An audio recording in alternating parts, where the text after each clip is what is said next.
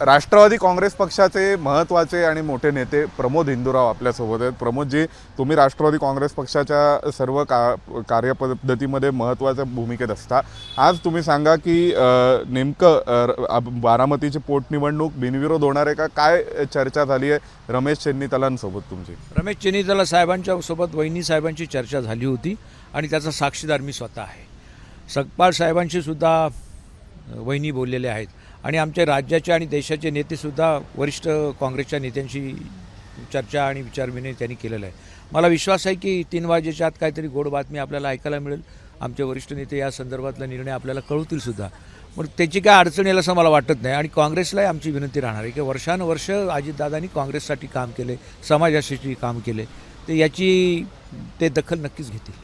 पण सुरुवातीला काँग्रेसने उमेदवार दिला, त्यानंतर आता त्यांना हायकमांडच्या आदेशाने मागे घ्यावं लागणार आहे, तर त्यावेळी राज्यातले नेते काहीतरी त्रागा करतायत असं वाटतंय का? कारण आज विजय वडेट्टीवार, हर्षवर्धन सपकाळ यांनी खूप अप्रत्यक्ष टीका केली आहे पार्थ पवारांवर। मला वाटत नाही या विषयावर, कारण हा एकदम भावनिक विषय आहे आणि भावनिक विषयामध्ये सुद्धा समजा उद्या उमेदवारी राहिली की नाही राहिली त्याच्यापेक्षा लोक सर्व काँग्रेस पक्षाचे समजुतीने हा निर्णय घेतील आणि त्याच्यामध्ये चांगल्या प्रकारचा मार्ग निघेल असं मला वाटतं।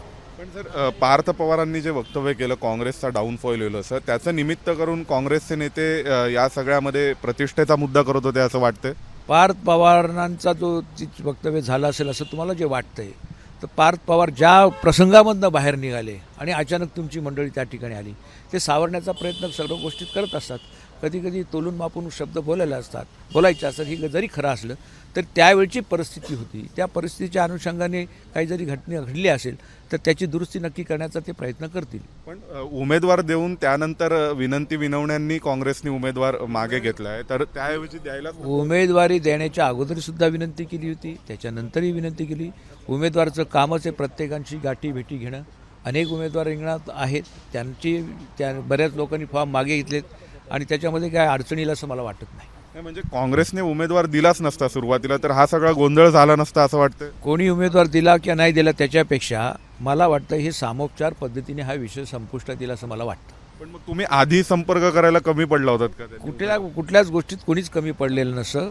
या वेळ काळ ठरून आल्यानंतर सर्व गोष्टी होत असतात। सर, आता एक आणखीन प्रश्न की राष्ट्रवादीच्या विलिनीकरणाची चर्चा वारंवार पुढे येते। आज सुद्धा रोहित पवार गेले होते विनंती करायला काँग्रेस नेत्यांकडे की अर्ज मागे घेण्यात यावा, काय वाटतं?